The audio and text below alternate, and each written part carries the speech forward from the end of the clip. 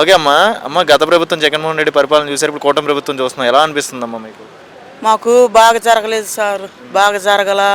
అసలుకి ఏందో ఆయన వచ్చినప్పుడు ఏది కూడా జరగల. నేరాలు ఘోరాలు జగన్ పార్టీలు ఏమి జరగల.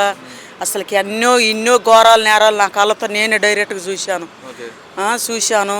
నేను ఎంతగానో ప్రేయర్ చేశా, ఈ పార్టీ రావాలా, చంద్రబాబు నాయుడు గారు రావాలా.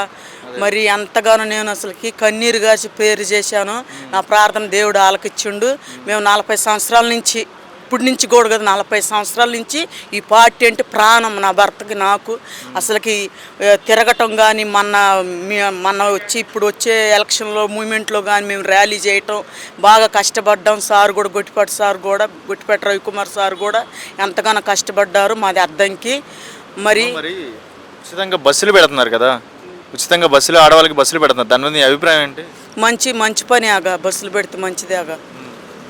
ఇంకా మంచిదే అంటారు. ఇది మంచిదే. ఎలా అనిపిస్తుంది? ఉచితంగా ఆనందమైన అందరికి ఆనందిస్తారు కదా బస్సు ప్రయాణం అంటే. జర్నీ చేసేటప్పుడు కూడా నేను చాలామంది జర్నీ చేస్తానంటే నాకు 6 పిల్లలు కాబట్టి ఇప్పుడు జర్నీ చేసేటప్పుడు పిల్లలు అంటే రోజుకి ఏదైనా 200 ఎగిరిపోతాయి ఖర్చులకి. మేము ఆటోలు అయినా ఎక్కటానికి, బస్సులు ఎక్కటానికి కూడా మా కష్టం మాకు తెలుసు కాబట్టి. మరి 6 పిల్లలు అన్నారు కదా, రోజుగాల ఖర్చులకి ఎంత అవుతాయి? 200, 300 అవుతాయి. 200, 300, 500 కూడా చాలదు మాకు, అంత ఖర్చులు అయింది. అయినా మాకు 25 కిలోలు బియ్యం వస్తుంది. మరి చంద్రబాబు నాయుడు ప్రభుత్వంలో బాగుంది మాకు. ఆయన వచ్చిండు ఈ 5 సంవత్సరాలు కూడా ఇంకా ఆయన ఆకాశానికి అందుకుంటాడని నేను మనస్ఫూర్తిగా అనుకుంటున్నా. జగన్ మంచి పనులు చేయడం అంటున్నాడు కదా, చంద్రబాబు నాయుడు అంటున్నాడు కదా.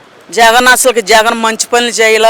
ఆయన మరి ప్రభుత్వం అంటే మా గుంటూరు జిల్లా, మా అమ్మ వాళ్ళది గుంటూరు జిల్లా దాచపల్లి. మరి నాకు చిన్నప్పటి నుంచి తెలుసు. వాళ్ళ తండ్రి గారి విషయం మాకు తెలియదు, కానీ జగన్ వచ్చినప్పుడు అసలుకి ఏది కూడా జరగలేదు. ఏది మాకు ఒక్క పథకం కూడా రాలేదు నాయన. అది ఇప్పుడు చంద్రబాబు నాయుడు గారు వచ్చారు, బాగా మాకు సంతోషంగా ఉంది. ఆయన చేస్తారని ఆయనకు అనుభవం ఉంది. అసలు ఆయన మెంటాలిటీ వేరు.